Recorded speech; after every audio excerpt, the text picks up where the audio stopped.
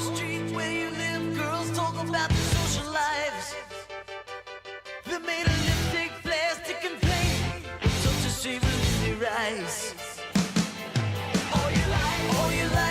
No one could have known it then, but when Daytona International Speedway opened in 1959, it marked the beginning of a new era in American motorsport. As a replacement for the old Beach Road course a few miles to the east, the opening of the high-bank 2.5-mile Florida Tri-Oval represented the leading edge of a wave of construction of big paved speed palaces. Before Daytona, Indianapolis was the only American oval track longer than 1.25 miles, and most racing took place on dirt ovals 1 mile or less in length. From the very first Daytona 500, won by Lee Petty, in a 3-way photo finish, those high banks proved a favorable venue for wide-open stock car racing. Daytona kicked off the growth of NASCAR as we know it today. Daytona International Speedway's infrastructure has grown and changed to such a degree that it would be almost unrecognizable today to someone who hasn't seen it over the last 20 years. It's an amazing motorsport facility, but one thing hasn't changed over the past 6 decades. No driver can consider his or her career complete without notching a victory at Daytona. From Dale Earnhardt, who captured the 500 in 1998 after coming close so many times, to 14-year-old kart racers whose racing resumes are just beginning. A victory at Daytona is a mark of distinction. And tonight, it's race number 7 of the AAMCO Transmissions Cup Series, and it's next on HBR TV.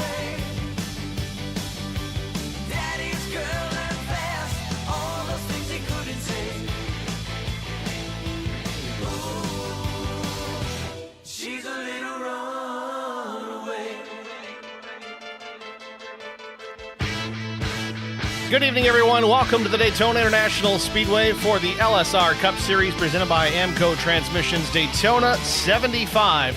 Practice complete. Qualifying already underway here at the Speedway.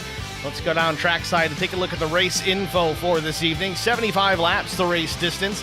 74-degree ambient temperature, 44% humidity, partly cloudy skies, a slight breeze at 6 miles per hour. Track temperature, 103 degrees Fahrenheit. Drivers have 1 set of tires available over the wall. Again, Daytona, not typically a place you're so concerned with that, and a 90% fuel load to work with. So with that, let's go down trackside, see where everyone's lining out in qualifying.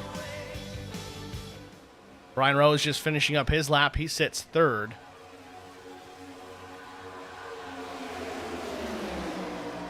And we've got an open qualifying session, not a single car session like you would typically see. That's something different. Don't know if that was inadvertent or not. Again, we did have some issues getting the session up and running here tonight. Slightly different settings, so to speak. Usually it's a fixed setup style race. The original session opened up as an open set style race.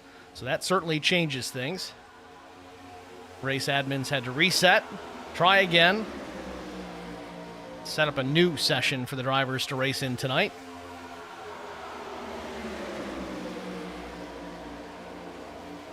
Right now, Drew Prowl, the fastest on the track at a 45.79.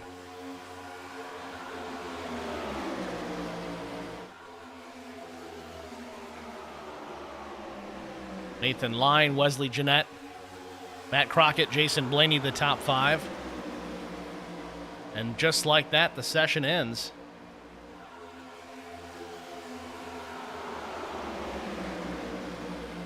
Looks like Drew Peral is going to be your pole sitter here. 45.79, the top time, with Nathan Lyne missing it by, well, not much. Maybe 100th, if that. Again, the stream chat is wide open again tonight. Feel free to jump in, say hello. We got Tom Girardelli, Tucker family, Sandra Nielsen. Thanks for checking in, all 3 of you, for now. Sure, we'll have more.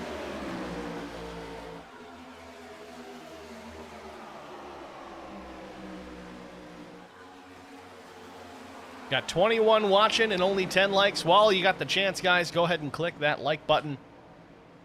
Smash the thumbs up. That really does help things for us. It's free to do. Pushes the video out to a little wider audience. That helps us here at the channel and also helps the league. Drivers coming to a stop here at the end of qualifying.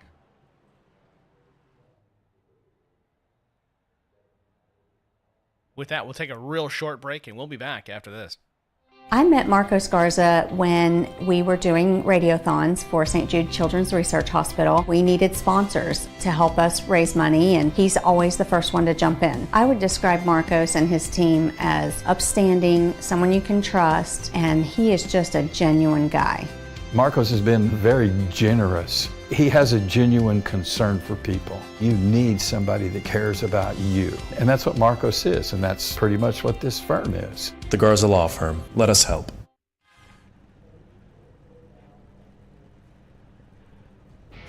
Back at Daytona International for the 7th race of the season of the AMCO Transmissions Cup Series. Let's take a look at our starting grid. On the pole position with an open session lap time. That means group of cars in the draft, 45.799 seconds. Drew Prale will lead them to green. Nathan Line from Fueled Up Motorsports, like I said, wasn't even 100th. It was 8 1,000ths of a second. Missed it by that much. He'll start second. Starting in row number 2, it's the 74 of Wesley Jeanette and Matt Crockett. Row 3, Jason Blaney and John Tiller. Starting 7th, Johnny DePasquale, the number 42. Joe David in the 6th will start in the 8th spot. Nick Biddy, the number 32 Lowline Motorsports machine, he'll start 9th, with Anthony Williams in the 4 starting 10th. 11th starter is the 18 of Chris Klein. Brian Rose, the number 89 Track Bar Media machine, will roll off from the 12th spot. 13th starter is Ken Couch. 14th, Dustin Rogerson. Darren Jones in the 3, he'll start in the 15th position. Justin Johnson, the 10, will start 16th. Dana Shepard from DEP Racing will roll from the 17th spot. Zach Millett, not a great time in his session. 315 machine will start in the 18th position. Mike Fahey starts 19th, his number's sake. Drew Blaze in the number 1, he'll start in the 20th position. 21st starter is Scott Beardmore. 22nd, Sean Roberts. 23rd is Chris Goins. PJ Cox will roll from the 24th position. And shotgun on the field, it's the number 21 of Jesse Redding. Your starting grid here from Daytona International as the pace car just begins to pull away from pit lane. Let's take a look at the point standings coming into tonight. Of course, Zach Millett on top, 382 to Drew Blaze's 361. These two are going to battle it all the way to the end of the season. Again, last week, Zach Millett taking the race win over Drew Blaze. Chris Goins, 3rd in the race, 3rd in the standings. Justin Johnson, 4th in the standings. Brian Rose rounding out the top 5.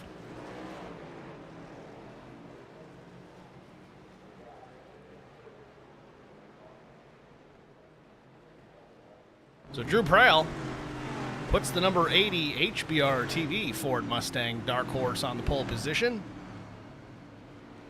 Matt Crockett helping us out with the fuel window, says 37-ish laps on fuel. So we'll go with 35 to 39, depending on how brilliantly somebody wants to save fuel. It could happen.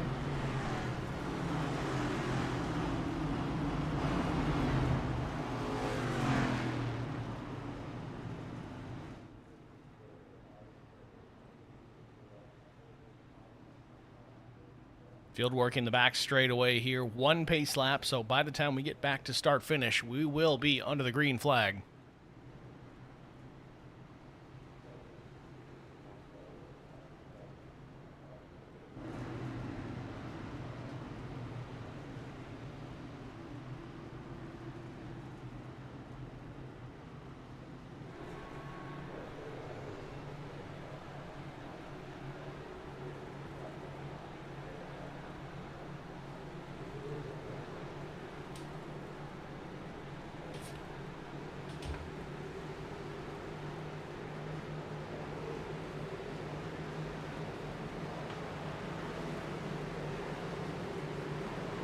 Green flag. Green flag is in the air.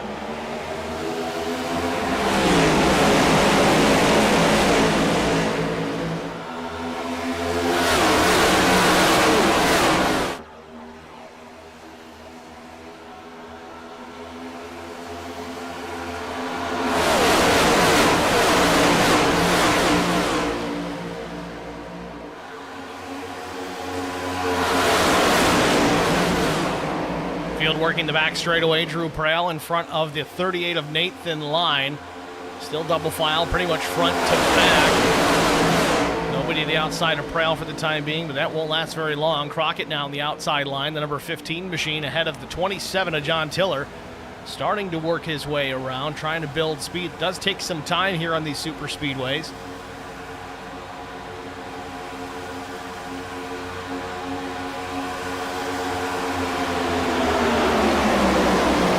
Lap 1 in the books. Looks like Prowl may have led lap number 1, but Crockett trying to take lap number 2 as he still works to the outside through turns 1 and 2.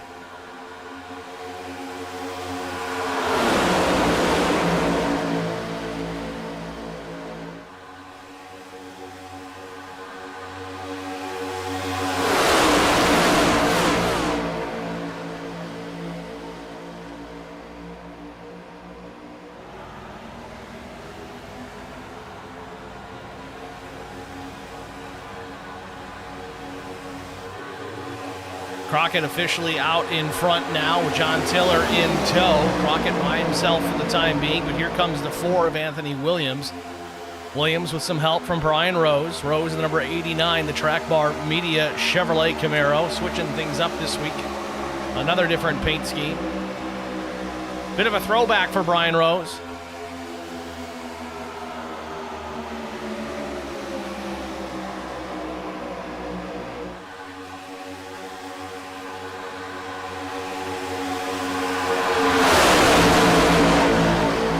Before we got underway, there were some race penalties to be enforced here between Zach Millett and Chris Goins. Millett in that 315 machine. He's going to have to start from pit lane, not just tonight, but every race for the balance of the season based on the number of wins he already has. Something that this league does, and a lot of leagues do the same. They try to keep the fast guys in check so they don't completely run away with the season. Kind of add some hurdles and some obstacles for them as they start to accrue more wins. Right now, though, Zach Millett desperately in need of a caution. Chris Goins as well. These two are drafting together, trying to work their way to the tail end of the field, at least trying to maintain some semblance of pace so they don't lose a lap. It's going to be a long evening for both of these drivers if they don't catch that caution early enough.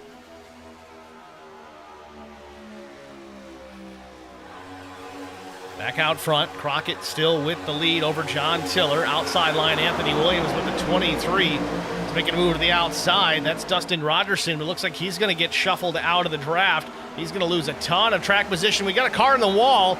Might have been the 22 of Johnny. No. The 42? No, let's see. Dustin Rogerson might have been involved in that, as well as Jason Blaney. Not a significant impact by any means, but certainly enough.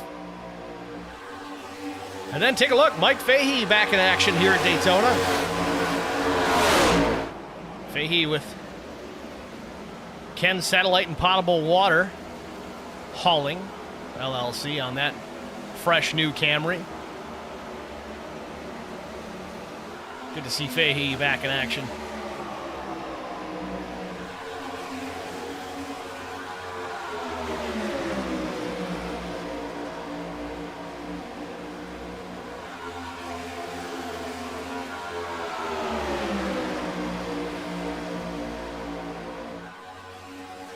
Back out front, Crockett still with the lead, and just about everybody lined up single file. It's parade time here at Daytona. Everyone going to take care of their stuff. Not a really long race here, just over 187 miles the race distance.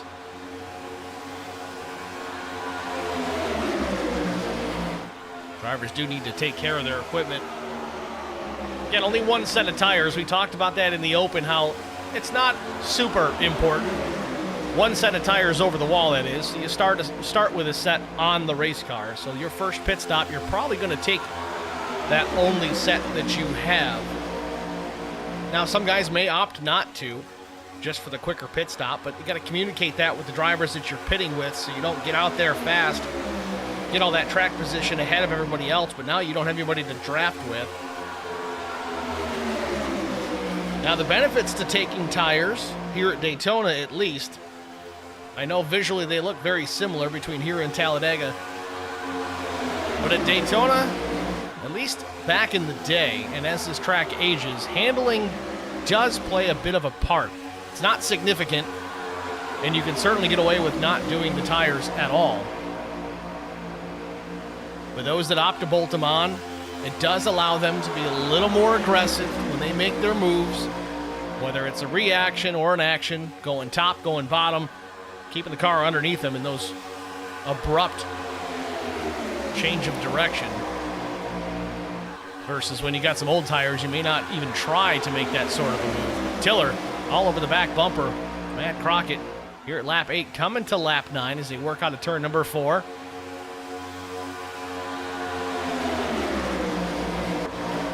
Justin Johnson. Looks like a fresh paint scheme on the 10 Ford Mustang as well this week.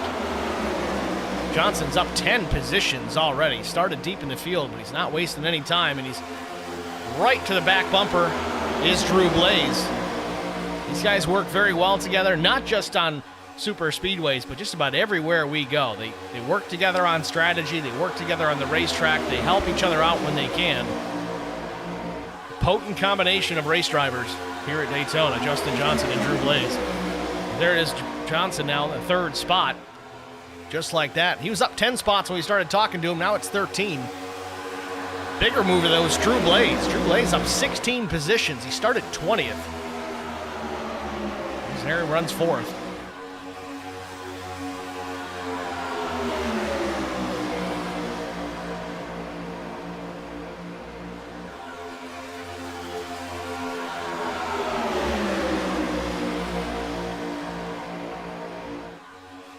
Just like that, Justin Johnson to the point. Down the back straightaway off the nose of Drew Blaze. A big time run down the back straightaway. Puts the 10 in front of the field here at lap 10.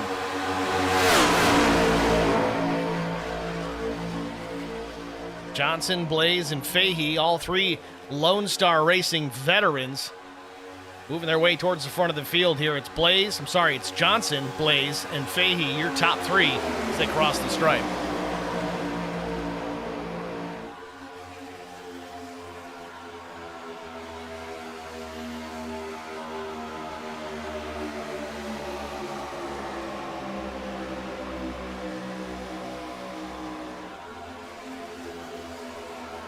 Big time bump from Drew Blaze. That's just going to boost the momentum of the 10. So the outside lane led by John Tiller, Drew Frail, and Sean Roberts. That 3-car group. They were working together down the backstretch, but now Frail pushing Tiller for all he's got. Roberts lost the connection between those two, but to the outside, Tiller taking a look around Mike Fahey. Not enough room to tuck in between himself and Drew Blaze, but he had a big run off of 4. Now he's attacking, looking for the race lead down into turn 1. Blaze comes back, pushes the 10 very hard down into turn number 1, pushes him back out into the race lead.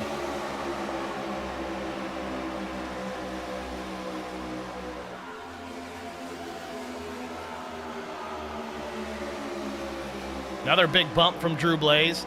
You can tell these guys have spent some time super speedway racing, because you don't get to do that with a driver that you don't trust implicitly.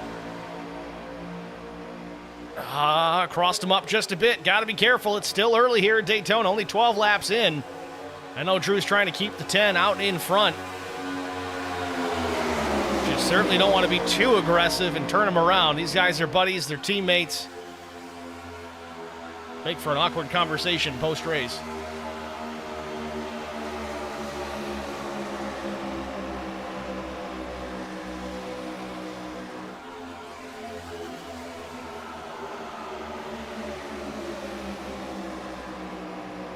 Tiller and Prowl doing the hard work on the outside. There's strength in numbers there to the high side. That's likely what got them around Johnson and Blaze. Blaze also may have had to check up just a bit. Can only assume, being tucked behind the 10 the way that he was, that engine likely getting warm.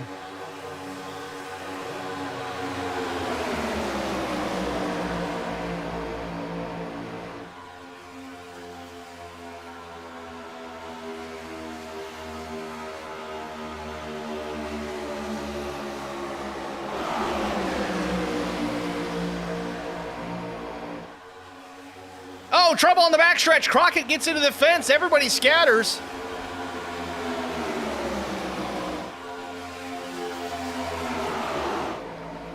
Crockett gets turned into the outside wall. Of course, it doesn't bring out a caution. He can't even really go back to it. This is not my favorite thing to do, but we're just going to rewind it from live and try to get an idea of how this thing happened. It was off turn number 2, the 15, who has led some laps already here today, off the nose of Sean Roberts. Justin Johnson had gotten to the inside. Crockett was up the racetrack. Roberts had a big run. Got into him and then got into that right rear and just kind of hooked the 15 into the safer barrier.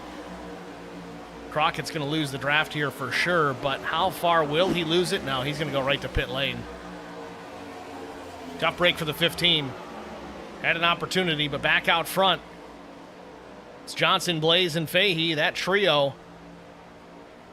Tell you, strength in numbers is great, but if you got 3 guys that are dedicated to work together, that can be a hard one to guard.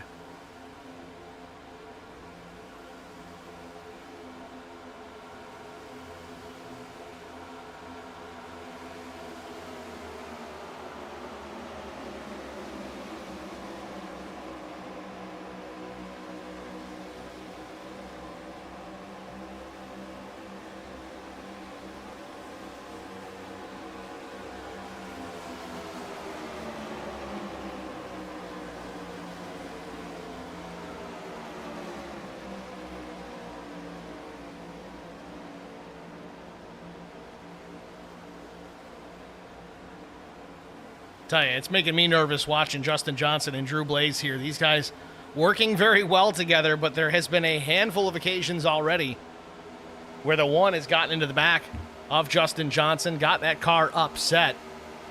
Johnson's held on to it every time, so good for him on that.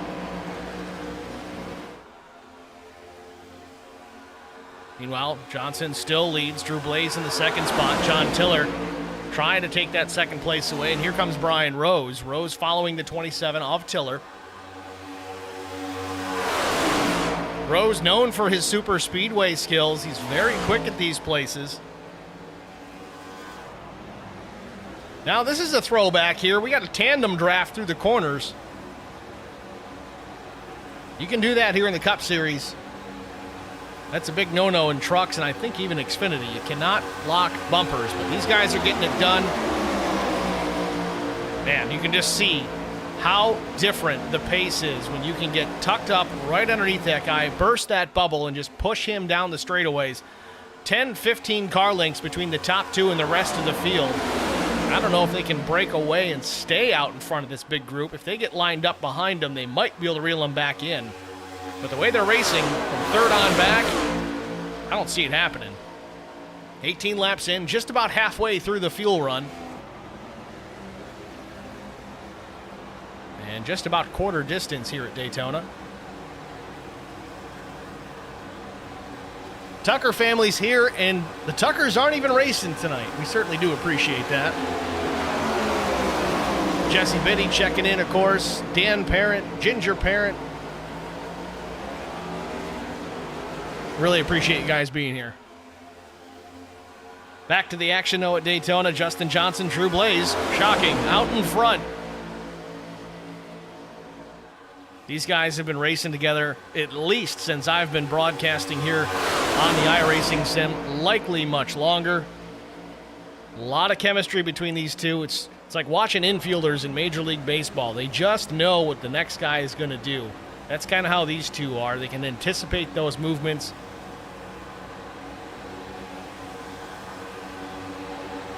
Certainly what's making them successful to this point. Those top 3 drivers, Johnson, Blaze, and Fahey.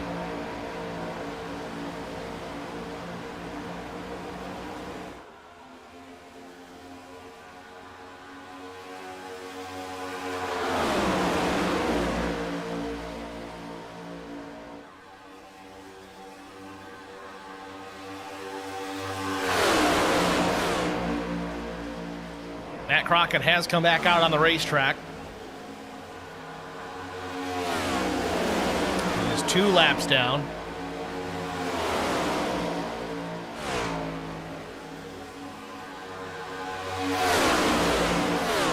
He has tucked in with some other drivers, but Millett and Gones They have worked their way back into a draft, so now they're up to speed. They'll likely be able to stay on the lead lap without any issues.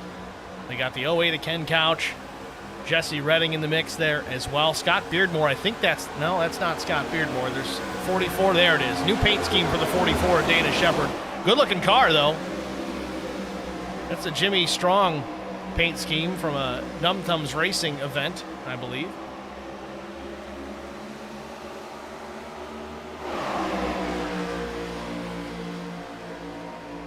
"21 laps in here from Daytona International. Justin Johnson continues to lead over Drew Blaze and Mike Fahey. John Tiller running fourth. Jason Blaney into the fifth spot. That's where he qualified. Nathan Lyon runs sixth. Seventh, Brian Rose. Eighth, Anthony Williams. Wesley Jeanette, ninth. And 10th is Drew Prale, the pole sitter.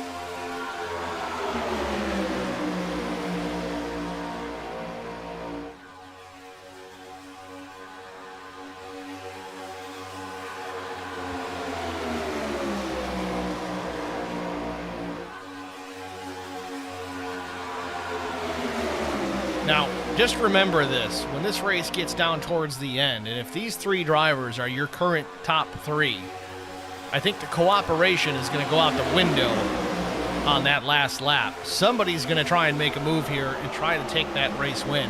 I don't think it's going to be so egregious that you're going to wreck your teammate for it, but I cannot imagine that they're just going to run single file to the checkers if this is how they look coming to the white. Just don't see it happening.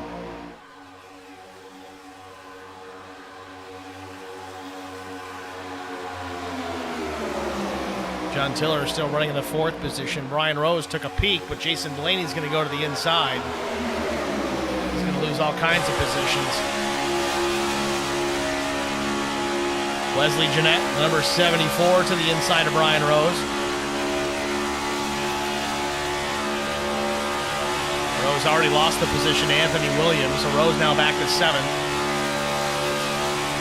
And Jeanette still working the inside here. He's looking for that spot too. Might move Brian back to P8. With Nathan Lyon hot on his trail.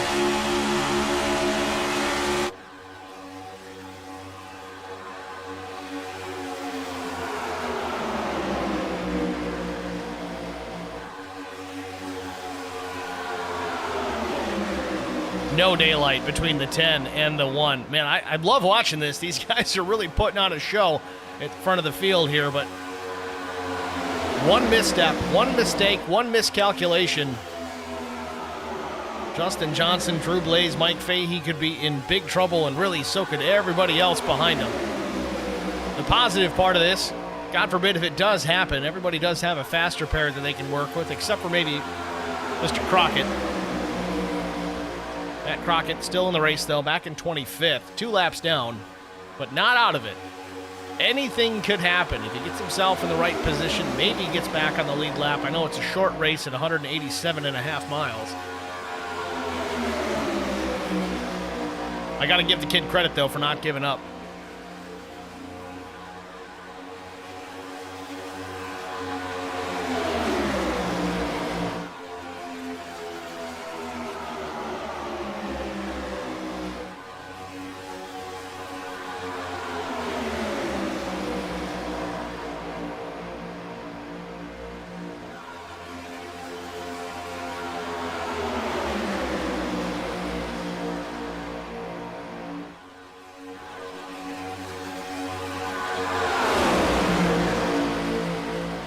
Drew Prale rounding out the top 10 here. 10-car draft here at the front of the field.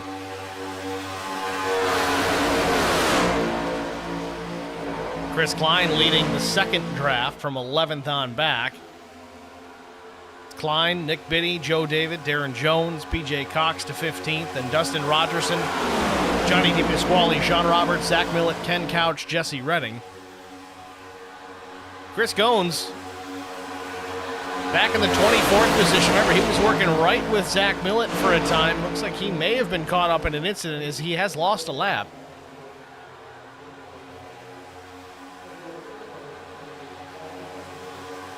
A 4-car draft here with Millett, Ken Couch, Dana Shepard, who's not on a lead lap, and then Jesse Redding.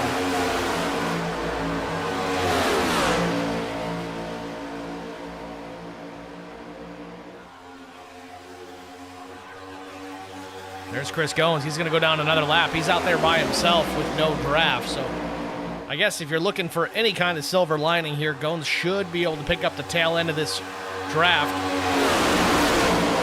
At least be able to stay on pace with the race leaders.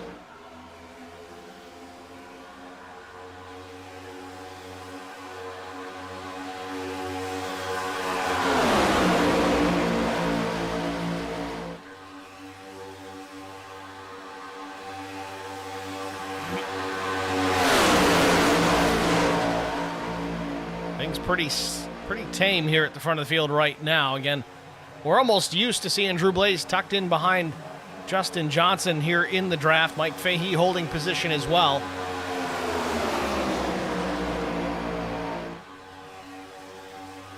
Things relatively uneventful here in the top 10. And honestly, kind of a mirror image here from 11th on back. So we're just a handful of laps away from starting to see some green flag pit stops.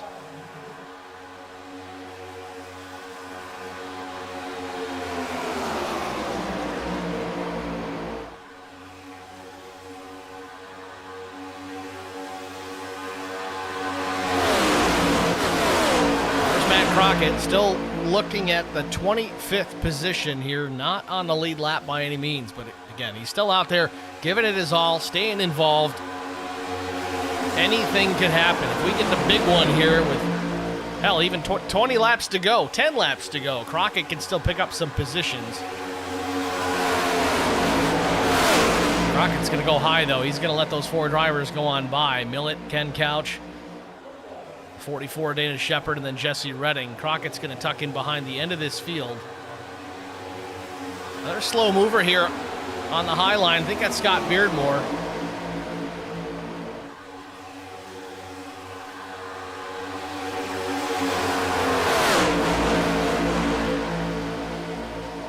Some lane changing here between Millett, Ken Couch, and even the 42 of Di Pasquale.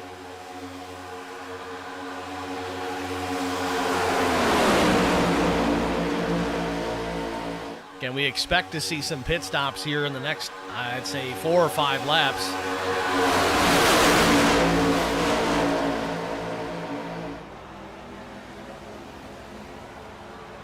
Field working out of turn number 4. Still watch Zach Millett there ahead of Ken Couch.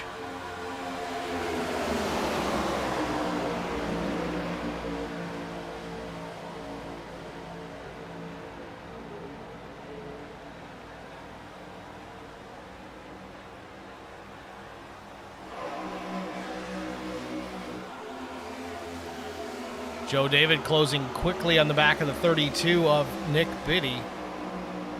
Kind of a grayscaled car this week for the 32 of Nick Biddy. Usually a little bit more colorful. We got a car in the wall. There's trouble. Caution's out. Earl, you sure you got your release mark Darren correct? Jones being one of those drivers. Yes, PJ I Cox, do. I think, as well. The 05, PJ Cox also involved, and there it is. Perfect timing for the caution, honestly, as green flag pit stops were just about to get underway. This will bunch the field back up. Let's see what happened. We saw it start to happen. I'm going to back it up a little bit further here. It looks like the 3 may have come up into PJ Cox there just a bit. Slow things down. Center your screen, the black and red, and then the red and gray.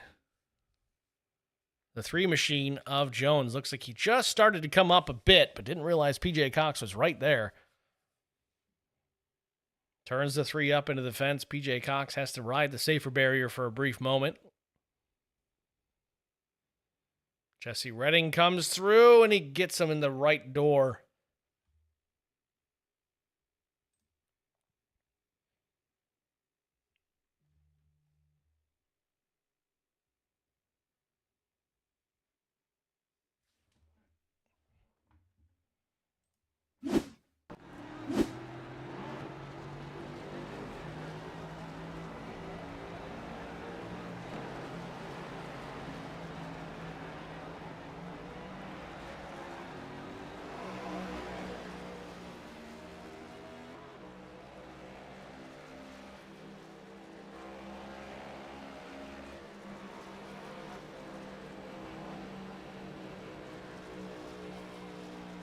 So Johnson still as your race leader here. Again, lap 33. We expected some green flag pit stops to come at about lap 37.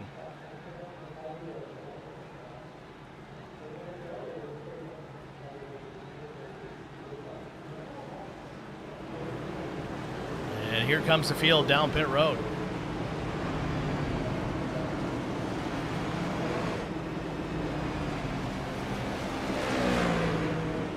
Justin Johnson eases into his pit box.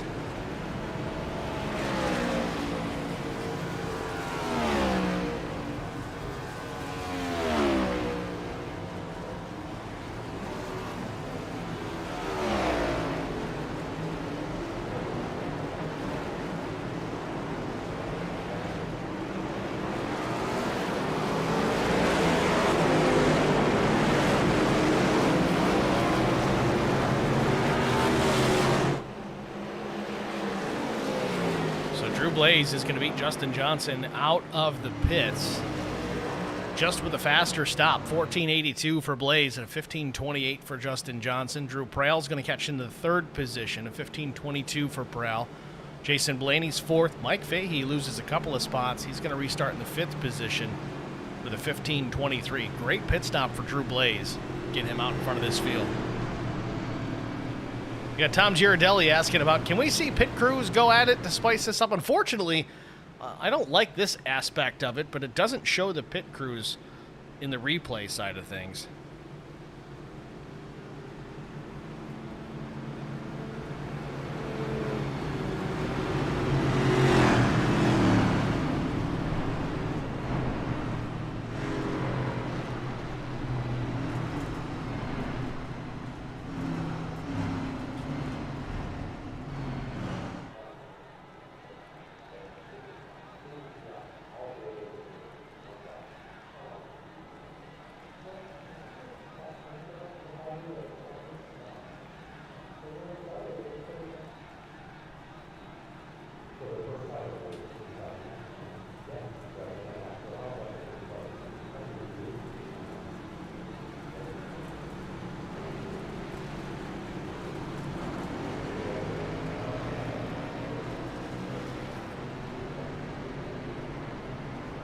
Pace car lights go out, so it puts us on the 1 to go. Ginger Parent is talking about Dana Shepard getting his lap back. It looks like that's going to be the case as he's at speed trying to catch the field.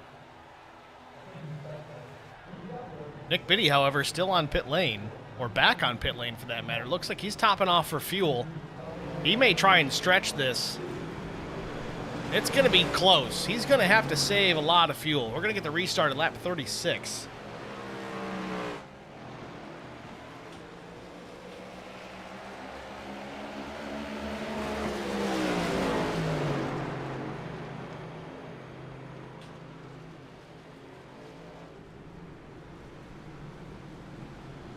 So keep an eye on the 32. He might be in a good position here, at least if it stays green to the end.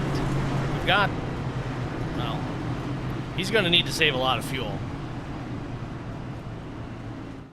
Matt Crockett early on in the broadcast mentioned 37-ish laps on fuel. Now, does that mean you run out on 37, or you can technically stretch it to 38? Or if you're really good at saving fuel in the draft, can you go 40? I think Nick Biddy's kind of banking on being able to stretch this thing to 40 laps. If he does, he's going to be in good shape, which means he's done pitting for the night. One of the few, if only, drivers to make an extra pit stop. So he's going to restart 19th, the last car on the lead lap.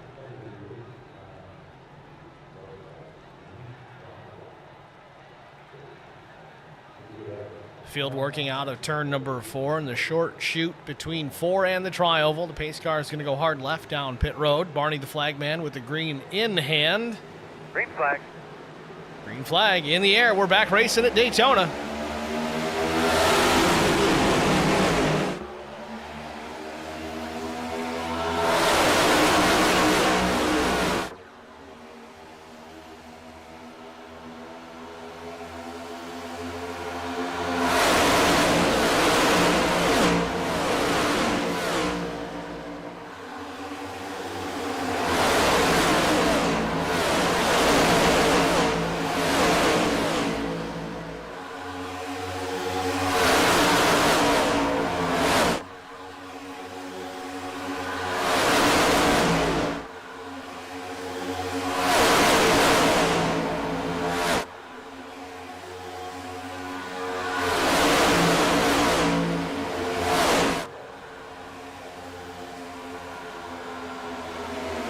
Jason Blaney takes over the top spot as we come back to start finish. Zach Millett started from the pits. He's up into the second position now. Johnson in third, Brian Rose fourth, Drew Blaze in the fifth spot. Question remains, who can make it all the way to the end on fuel? Right now, I don't think anybody, but Nick Biddy's going to try and gamble, I believe.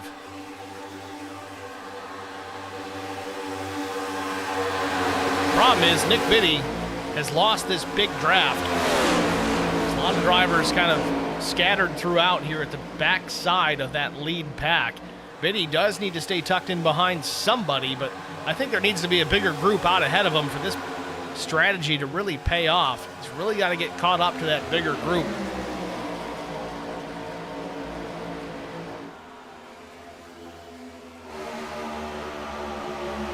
Oh, we're trying to have another caution. I just see it happening. Chris Klein and Johnny DePasquale coming together for a moment. Got the 42 just a little out of shape. Back out front as Brian Rose tucks back in behind the 10 of Johnson. He runs fourth.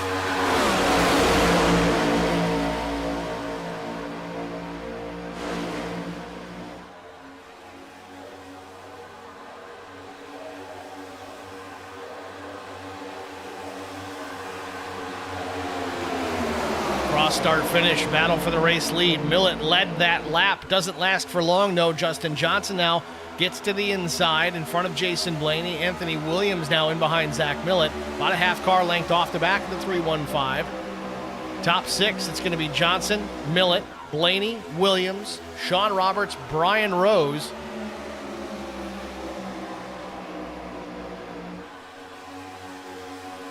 Driver changing lanes. 38 of Nathan Line. So Line now tucks in behind Rose.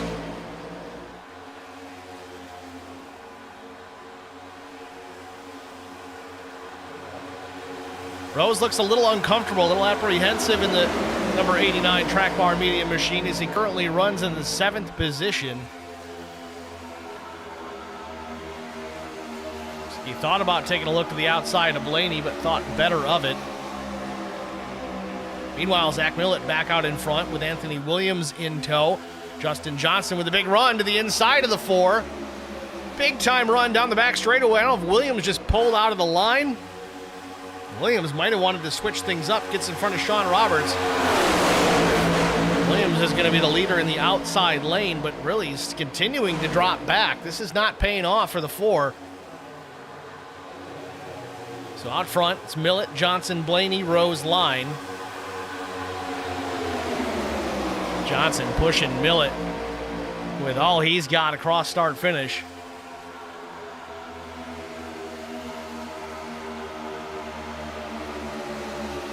Tom Girardelli says, the next race, can we take a vote to see if the 315 can start in the parking lot? Ginger Parent says, start from the inside the hauler. Nevertheless, Millett pulls on a line. Doesn't like what's shaping up, so he tucks out. Slips back to the 5th position. Justin Johnson now back to the race lead. Brian Rose all over the back bumper. Nathan Line takes a look to the outside, but he doesn't have any partners to dance with. He's going to lose the draft here, or at least the momentum, as he sticks alongside Justin Johnson still at start-finish. That would have been too close to call if it was the finish of this race, but Line managed to hang tight on the outside of the 10. Sean Roberts closed the gap. Joe David came in, and Chris Klein at the tail end of that group. And just like that, Nathan Line, he held on, and he's got the race lead, but I think he's too far out in front. They're going to build a big run on him down the back straightaway. It was a couple of car lengths, and now it's a couple of feet.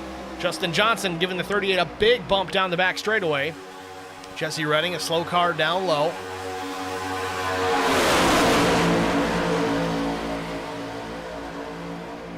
.42 laps down here at Daytona International. We're going to step aside, take our only HBR TV side-by-side break. Stay with us. We'll be back after this. I met Marco Scarza when we were doing radiothons for St. Jude Children's Research Hospital. We needed sponsors to help us raise money, and he's always the first one to jump in. I would describe Marcos and his team as upstanding, someone you can trust, and he is just a genuine guy. Marcos has been very generous. He has a genuine concern for people. You need somebody that cares about you. And that's what Marcos is, and that's pretty much what this firm is. The Garza Law Firm. Let us help.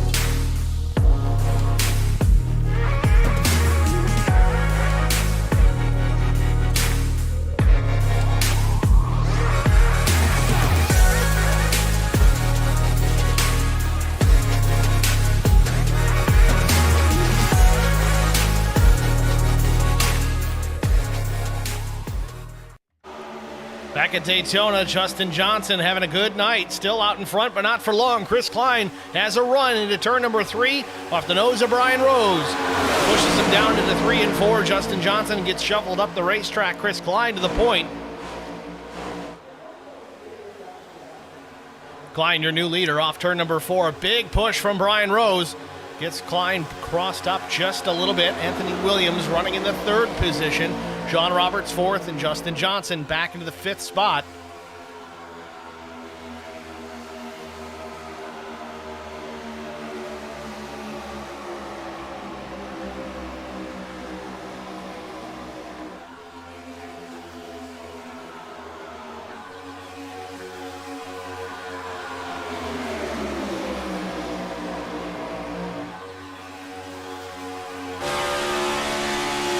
On board with Chris Klein, looking back at the rest of the field. Brian Rose in tow. And it's Anthony Williams and Sean Roberts. You can't even see the 4. There it is. Williams peeks his nose out behind the number 89 machine of Brian Rose.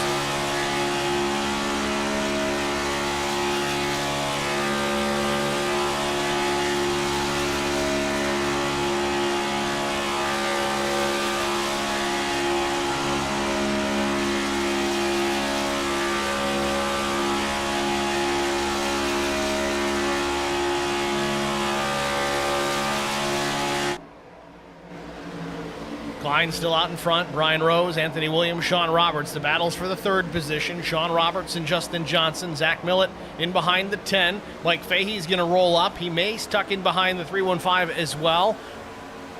Ken Couch in the 08. He's been stuck to Millett most of the evening as well. A car between him and the 315.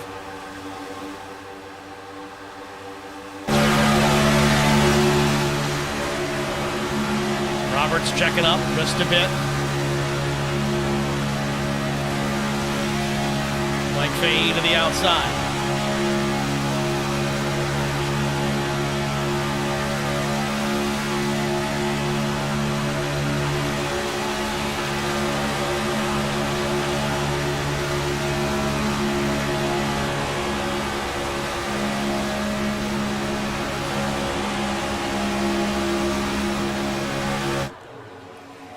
Really hear Sean Roberts lifting out of the throttle, just trying to save a little bit of fuel. Stay in the draft. 25 laps to go here from Daytona. Justin Johnson back out in front.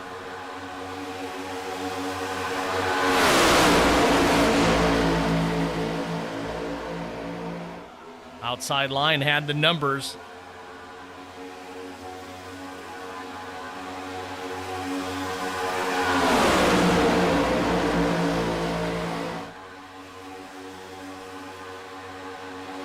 We're single file, but they're doing a whole lot of movement around in the pack.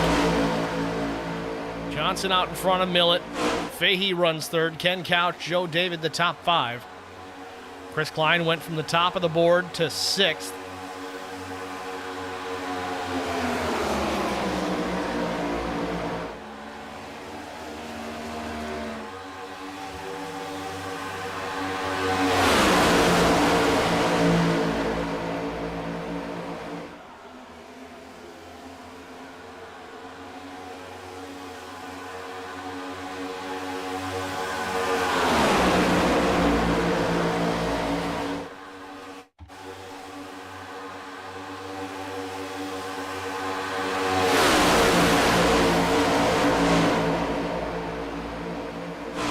Check on Nick Biddy. Remember, Nick made an extra pit stop during our one and only caution thus far. Came down, topped off the race car with some fuel. Runs back into 16th position. And he's in this pack here with only 6 cars, himself included.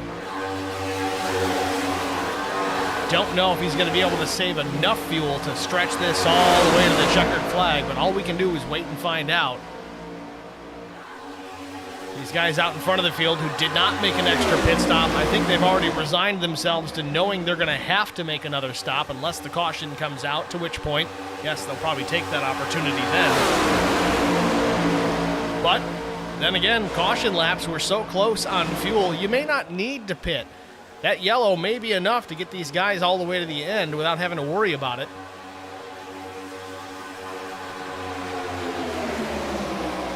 A lot of strategy at play here.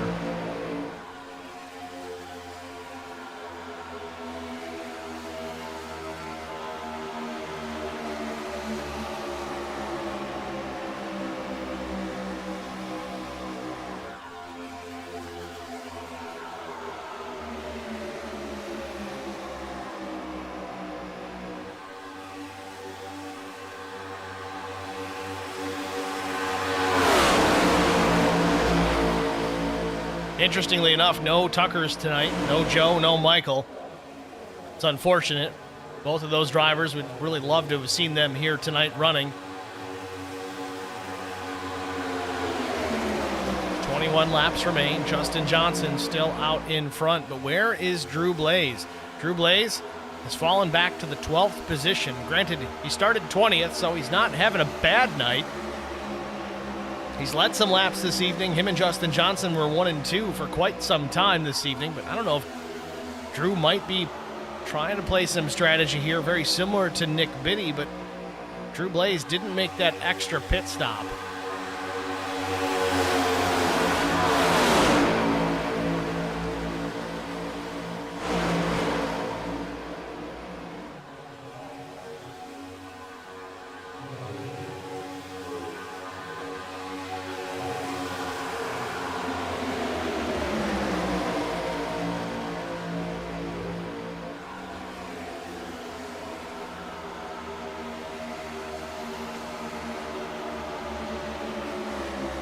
Back out in front, still Justin Johnson. Zach Millett stays in behind with Mike Fahey. That's the situation that Millett is in right now. He can push Justin Johnson for all he's worth. I think that's really what he's resigned to do right now, because if he pulls out to pass, I don't think Fahey's going to go with him. I don't think that the 19 is going to stick with Millett here. And truthfully, I don't think Ken Couch is going to go with Millett either. Fahey's got Ken Couch sponsor on his Toyota. I know competition's competition, but you do have some alliances that you want to work on. And while with as many races as Millett has won this season, I don't think anyone's going to try and help him out and get another one. Guys like Brian Rose could get up there, maybe even Chris Klein. They might work with Millett, but they got to get there.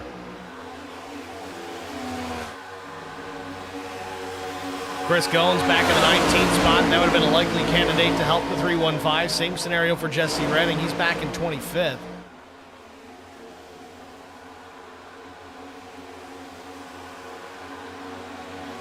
Might just be wise for Millett to call this a points day.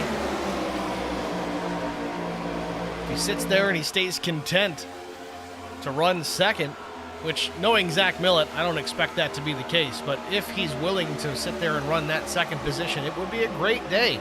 He started from pit lane on a super speedway, and he's up in the top 3. Not something you expect to see.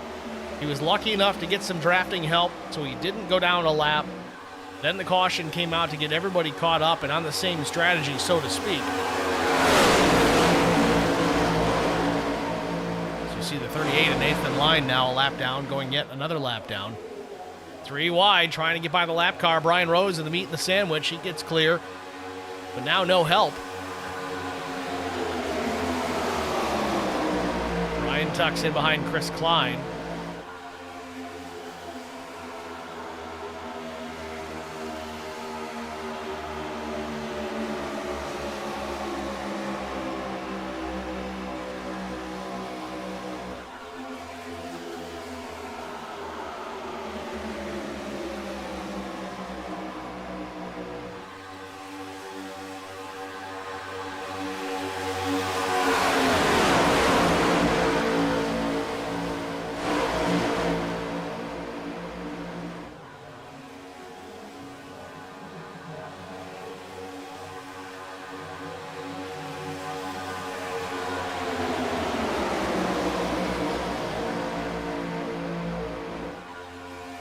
"16 laps remain here from Daytona International. Justin Johnson still out in front. Zach Millett, Mike Fahey, the top 3. I wouldn't expect to see a whole lot of positions or shucking and jiving here in the top 3, or top 4 for that matter, unless something significant happens.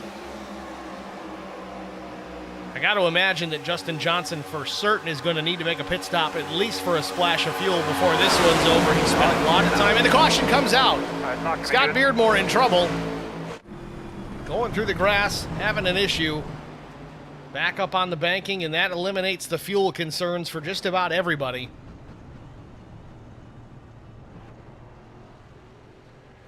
Let's see if we can figure out what happened here. Oh, Drew Prowl and Beardmore. Beardmore's lucky enough to go through the grass. I think Prowl may have been a lead lap car at the time. We'll have to double check that.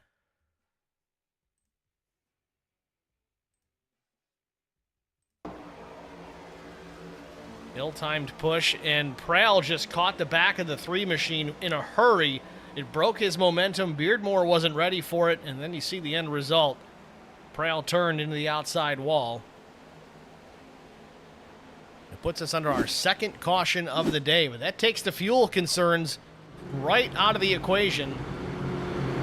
Now the question remains, does anybody come down pit lane for fuel anyway? Again, there's 2 green-white checkered finishes that could present themselves. Obviously, it's not a guarantee. This caution might be more than enough to get everybody to the advertised finish of this race, but maybe not a green-white checker. Certainly not 2. As it stands currently, if you're curious about the duels at Daytona right now and you don't care about a spoiler, well, here's the spoiler alert. Be ready for it. Duel number 2. Top 3 currently. Bubba Wallace, Christopher Bell, and Zane Smith. 30 laps to go from real-life Daytona. Of course, Tyler Reddick winning duel number 1. Jimmy Johnson make it into the 500. So Justin Johnson down and away. Answers that question. A lot of drivers not taking the chance. They all come down to top off. Zach Millet's first out. Justin Johnson will restart in just behind. Chris Klein, Mike Fahey, Ken Couch. That'll be your top 5 when we go back to green here in just a couple of laps.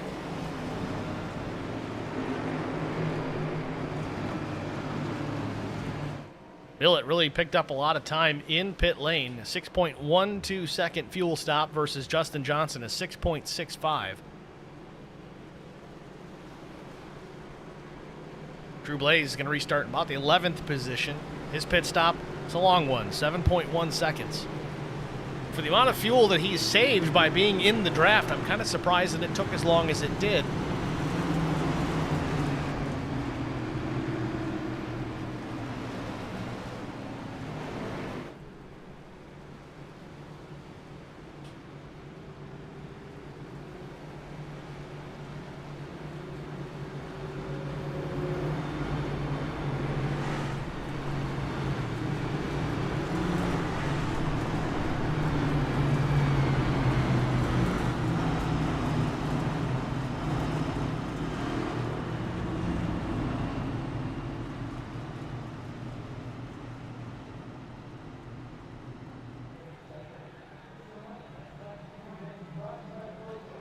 So the field continues to circle Daytona International Speedway. Coming to 13 laps to go now behind the iRacing pace car. Zach Millett, your race leader.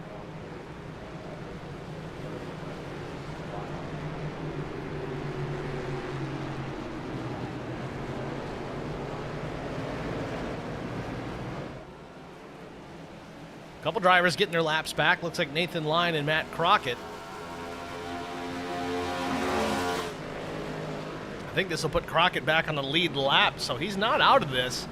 I know the clock is winding down. The laps getting smaller and smaller. It'll be 12 laps to go. We go back to the green flag here the next time by. It'll be Zach Millett, Justin Johnson leading them back to green.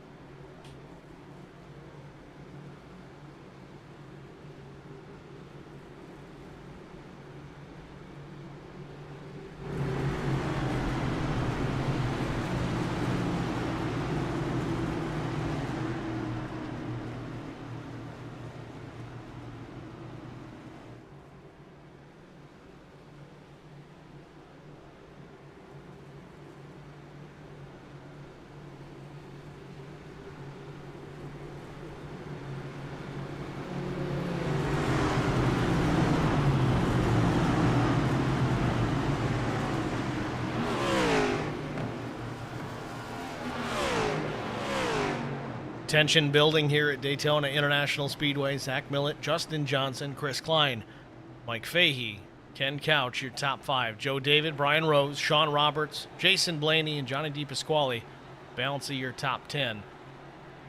I want to say that your top 10 drivers all with an opportunity to win this race here tonight, but frankly, all the way back to 19th and PJ Cox, he even has an opportunity to win this here tonight. Anything could happen in these closing laps. You can go from worst to first in the final few hundred yards at this place. We'll see what happens. Pace car is in. Green flag back in the air. Zach Millett brings him to start finish. Gets the jump on Justin Johnson. A big push from Chris Klein.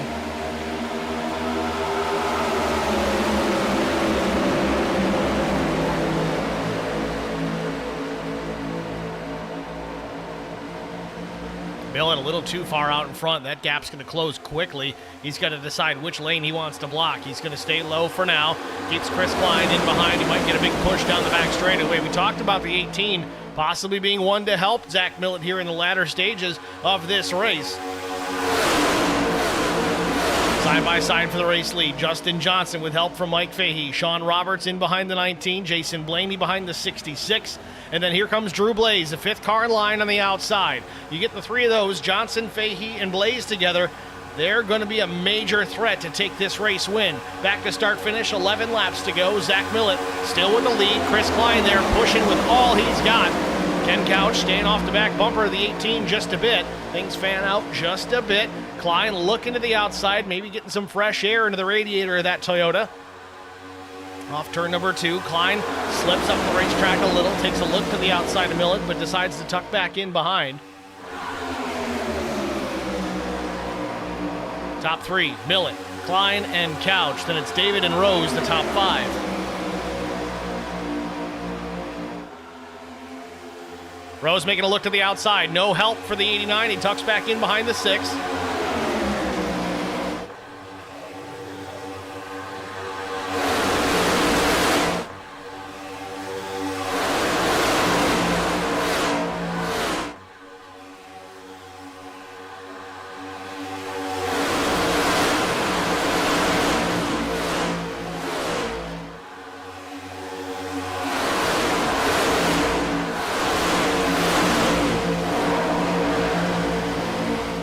Millett still out in front by a blink of an eye versus the 18 of Chris Klein. Ken Couch waiting in the wings for something to open up, for an opportunity for him to drive through to the front.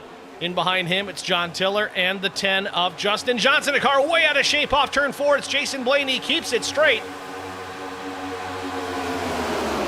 9 laps to go from Daytona. Tiller making a run to the outside. Johnson looked like he was going to go with him, but opted not to. Stays to the inside behind Ken Couch. He's going to shuffle Tiller out of the draft. He's got one driver coming, and it's Jason Blaney. Blaney with a big push in the middle of the corner. Some of these drivers can handle that, some can't. Oh, we got a car in the wall. Sean Roberts. Roberts gets it into the fence, but continues on. We stay green.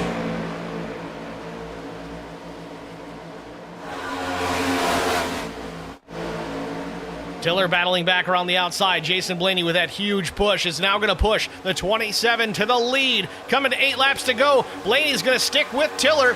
They're going to take the top 2 spots here with 8 laps to go.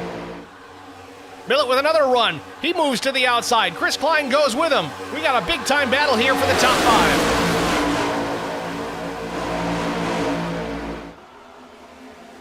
5. Tiller now the new race leader off turn number 2. Millett with a bit of a run to the outside, but Klein not quite close enough to close the gap and push the 315 down the back straightaway.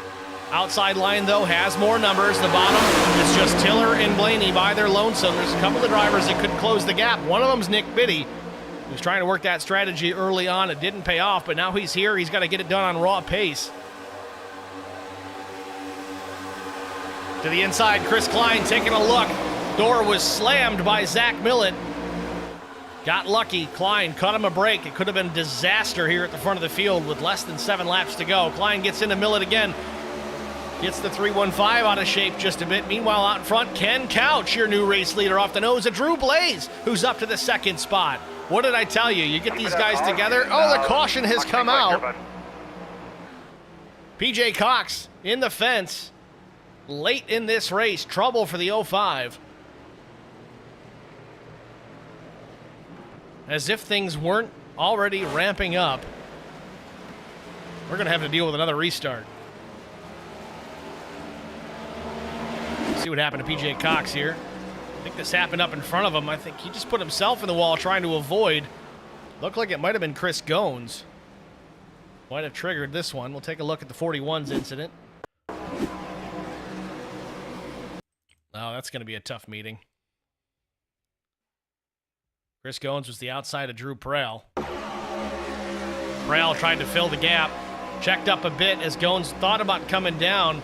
Contact was made, and, well, the rest is history.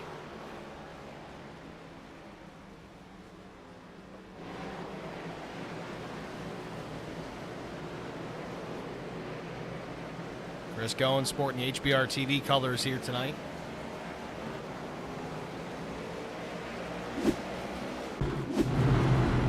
So with 6 laps to go, we are onto the caution. Ken Couch is your leader. Drew Blaze, Mike Fahey, Justin Johnson, the top 4. You've got some heavy hitters from LSR here at the front of the field. They're going to be hard to guard. This is almost, I don't know what their plan was, but if I had to guess, this is all going according to plan. Got some LSR veterans here at the front of the field. And you bet they're going to be working together. Never mind that 2 are in a Ford, 1's in a Toyota, and the other's in a Chevrolet. 5 laps to go at the stripe.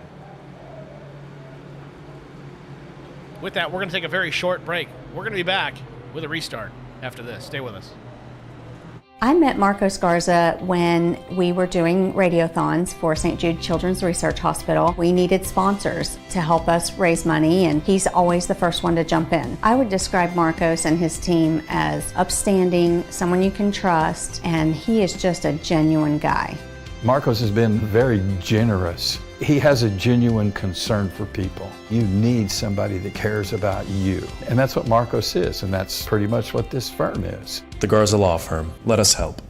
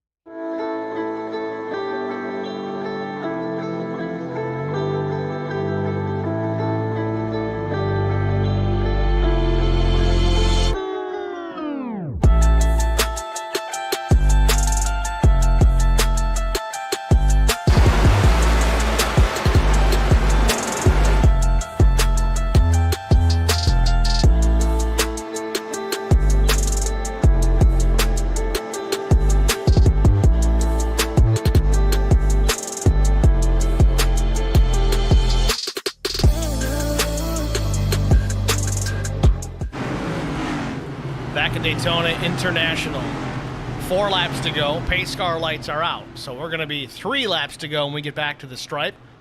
Ken Couch, Drew Blaze, Mike Fahey, Justin Johnson, Zach Millett. That's the top 5. And we've got, well, I think it's Coley. Hopefully I'm saying it right. Coley Biddy, by way of Jesse Biddy, saying, "Go Dad." Cheering on Nick Biddy in the 10th position, the number 32 machine. Love it when we can get the families involved. Of course, Nick Biddy there, the number 32 Nick Biddy Designs machine. Ford Mustang Dark Horse.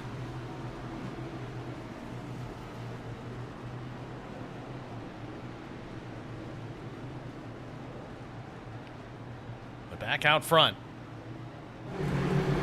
Ken Couch, Drew Blaze will lead them back to start-finish. Again, we do have 2 green-white checkered finishes available if we need them. I think business is about to pick up here, so there's that chance.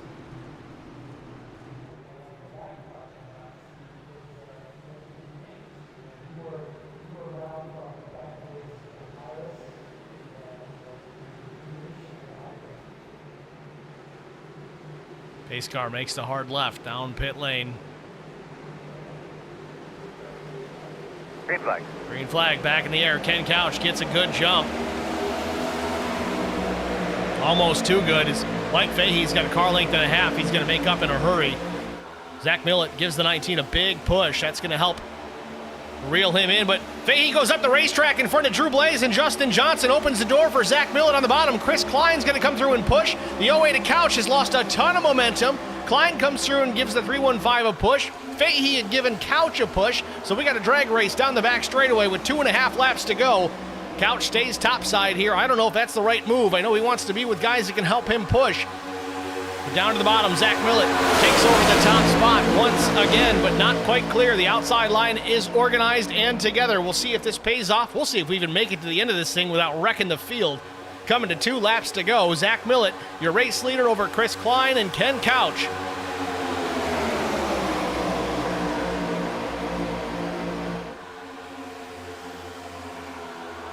What did I say? Business is about to pick up. It has picked up.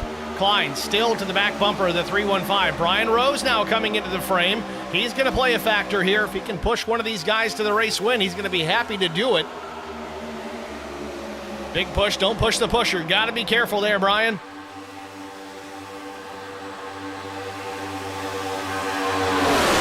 Field in turns 3 and 4. Coming to the white flag. Chris Klein out of shape. It's going to check up the rest of the field. They all keep it straight for now. We got a car sliding up the racetrack. Sean Roberts down the racetrack. We stay under the green flag and white flag. Final lap from Daytona. To the outside, Ken Couch puts a nose out in front. It doesn't matter how far you're out in front, as long as you're out front. Couch now a car length and a half from the inside lane. And we got trouble behind. Joe David in the fence. Nick Biddy in trouble as well. He's slow.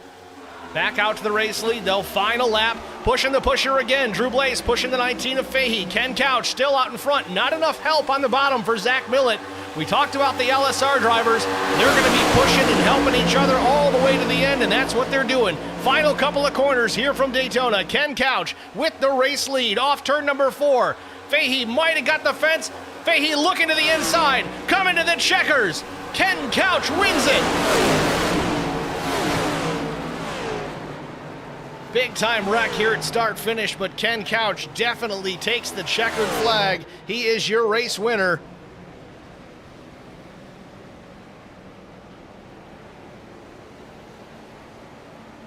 I tell you, teammates won this race, 100%.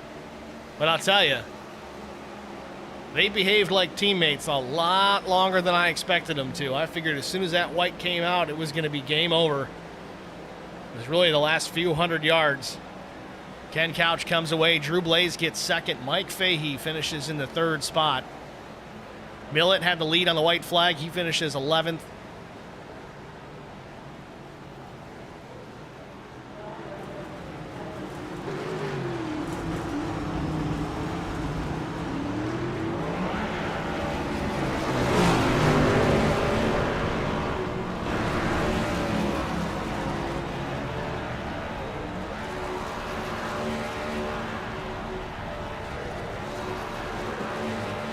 Chris Fahey, I wondered if you were watching. She says, "Sweet Jesus, I'm exhausted." Good race. And Fahey didn't wreck. Well, maybe not till the end. Ken Couch, a very happy man here on the start finish.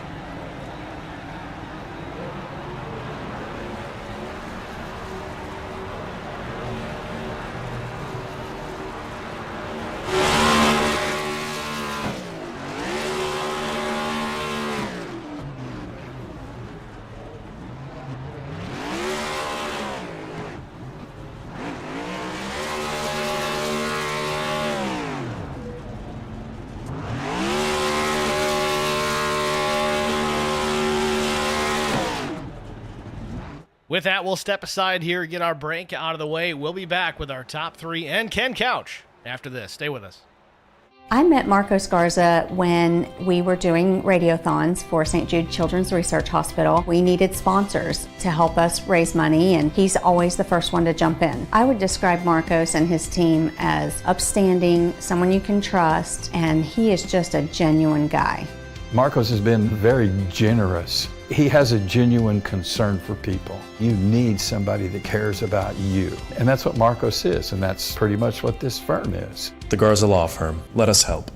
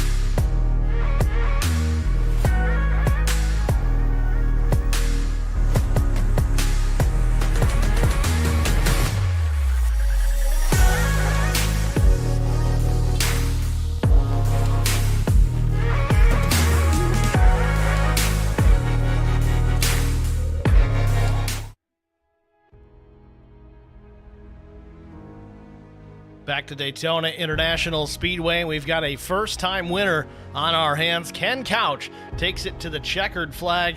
A strong run for the 08 machine. He wasn't near the front of the field at the beginning of the race, but he certainly was at the end of it. Takes the win here at Daytona. Ken Couch, it's Steve in the booth. You got me?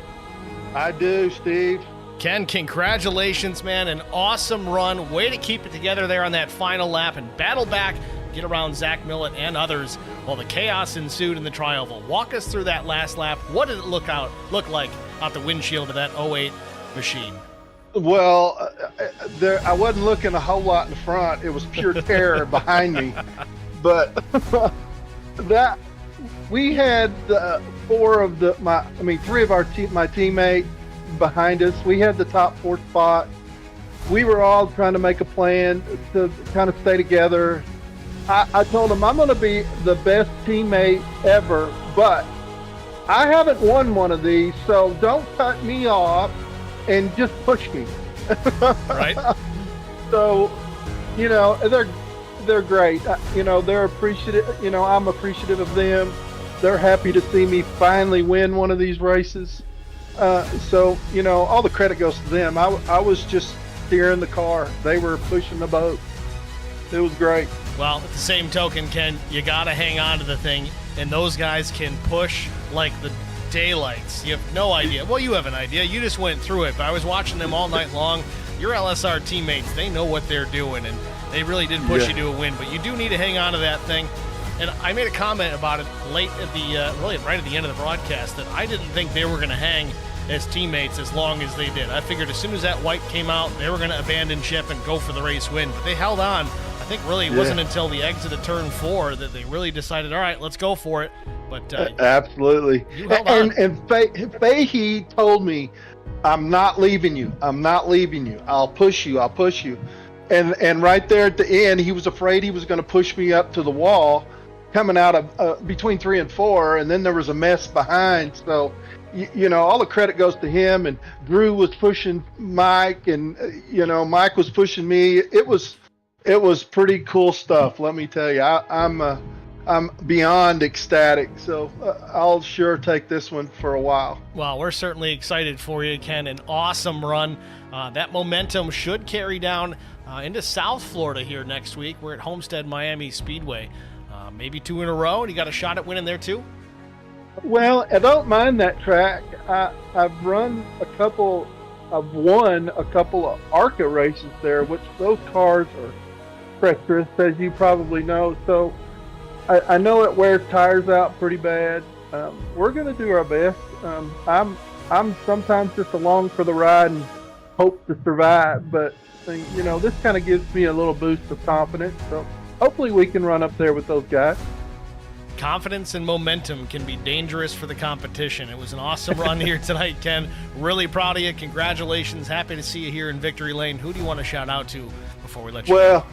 First and foremost, all my teammates, all of the LSR guys, they've really been good. Me and Millett kind of hooked up there for a little bit and pushed up to the first one little pack, and he's been pretty good with me on these super speedways too. So I'll give a shout out to him for sure, and thank my wife for letting me do this mess. It's a lot of fun, and I appreciate her more than anything. So thank y'all very much. And you too, Steve, for the broadcast. It's the first thing I do when I get off this sim after the race is I go watch it. So thank you. Well, Ken, we certainly do appreciate that, and I know you're excited. So before you get out of here, I want to ask you about the sponsorship on that race car and Mike Fahey's machine for that matter. Who is it that's on the side of that car?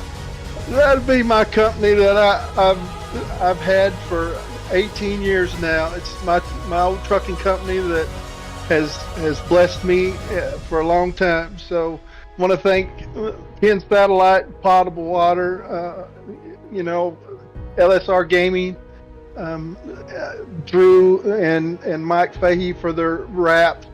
Justin he actually painted this car that I'm driving now. So thank all those guys for helping me out.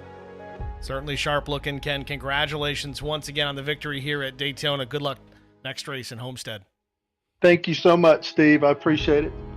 Ken Couch, your race winner here from Daytona. Certainly very happy indeed. Let's talk to the one of Drew Blaze.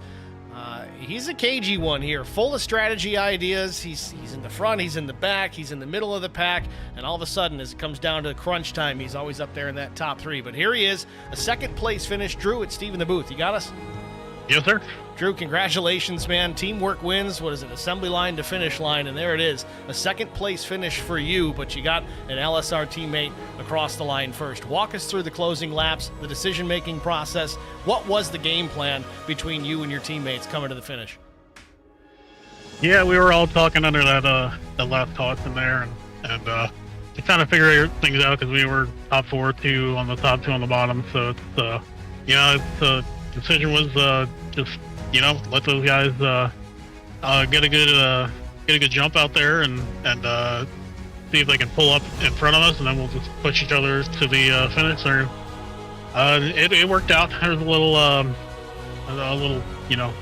kind of hitch thrown in there at the end. I know Justin got caught up in some, but regardless, just super happy for Ken to see him get a win with all the bad luck he has. It was an awesome race regardless, especially a great finish coming down to it. Not quite a green-white checker. We didn't need one of those here tonight, but a 3-lap shootout, that was a blast. And a good points night for you as well. I know you're trying to chip away at that lead that Zach Millett has. I know he had to start from pit lane here tonight. He was in good position on the final lap, but he ends up finishing, I think, 11th. That's a good jump. You're going to pick up some points on the 315 this week. Yeah, super happy about that. We're just, I'm super happy to come away with a second place here. Heck, even a top 5 I would have been happy with, just knowing my luck here at Daytona and the nature of this stuff, and usually getting wrecked at the end or on the green-white checker or something like that. But just super stoked for all of our guys. Really good night for the whole team, and couldn't be more happy or proud of these guys. Certainly a great race. We wish you the best of luck. Going into Homestead Miami Speedway is our next race. Very different, of course, than the Super Speedway here at Daytona. Got to really pay attention to tire wear and things like that. How do you feel about your shot to actually take a win next week instead of a runner-up? I love Homestead. Personally, I know it's not really a fan favorite, but there's a lot of good racing, especially with tire management and things like that. You can run top and bottom and middle. You can run all over the place there. So it's going to be a very interesting race, and we'll just keep trying to be consistent and see if we can chip away a Millet there. It's pretty hard week in and week out, but it's just been a blast with this league so far. As always, it's been a great past couple of seasons for this series. Entertaining points race shaping up for the end of the season here. We certainly look forward to it. Drew, congratulations again. A good runner-up finish here at Daytona. Who do you want to thank before we let you go? Yeah, just again, my guys over at Lonestar Racing, Justin, Mike, Ken, PJ, Kenneth, just everybody who showed up and showed out tonight. Very, very good team night, as I said. We got to thank Amco Transmissions Total Care, Ken's Satellite and Potable Water Hauling, LSR Gaming X on Switch, No Limit Detailing, Ryko Performance, Fahey Race Wrap. And thank you for putting on the broadcast and everybody out there coming out week in and week out. All right, Drew. Thanks for talking to us, man. Good luck next week. Thank you. It's Drew Blaze, your runner-up here from Daytona. Last but not least, well, it's really third. We'll talk to Mike Fahey, who didn't wreck tonight. Tristan didn't show up in the stream chat this evening to say, I'm just here to watch Fahey wreck. So he didn't. Finishes in the 3rd position. Mike, it's Steve in the booth. You got us? I got you. How are you? We're doing well, sir. Congratulations. A strong run here tonight. We thought you were retired, but a fresh new paint scheme brings you back out here with this Toyota Camry. I don't even know what it's called, but it's a Toyota. It's got a 19 on this side, and Ken's Satellite Potable Water Hauling, and then a Mike Fahey above the door. So that's a good thing. We're watching you race here at Daytona. A strong run all night long.